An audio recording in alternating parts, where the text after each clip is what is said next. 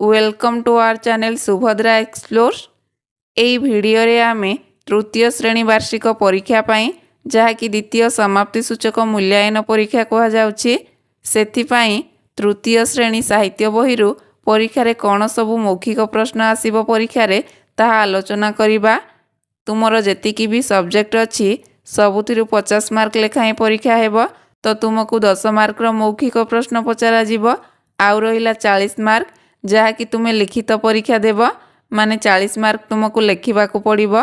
ताले चलो पिला माने आउ डेरी न करिकी भिडियोटी स्टार्ट करिबा। प्रथम प्रश्न कौन देछि देख, ओडिशार लोकमानंकर मातृभाषा कौन? यार उत्तर कौन हेबो पिला माने? ओडिशार लोकमानंकर मातृभाषा हैला ओडिया। तापर प्रश्न कौन देछि 2 नंबर, मधुबाबूंको पूरा नाम कौन? मधुबाबूंको पूरा नाम हैला मधुसूदन दास। 3 नंबर प्रश्न कौन देछि, पठाणी सामंतंको पूरा नाम कौन? पठाणी सामंतंको पूरा नाम हैला सामंत चंद्रशेखर सिंह महापात्र।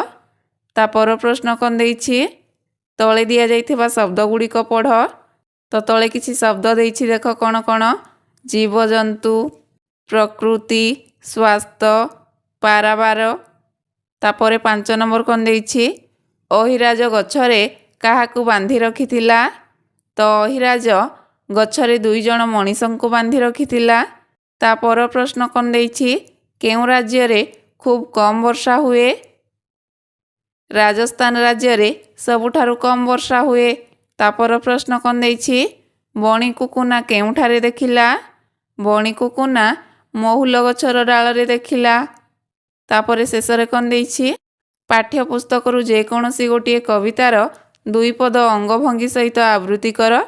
तो तुम बहिरू जेकोसी कविताटीए अंगभंगी सहित आवृत्ति करिब।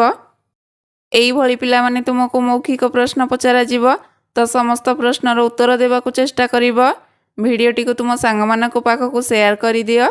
आ भिडियोटी प्रथम करी देखुतिले चैनलटी को सब्सक्राइब करि देबो।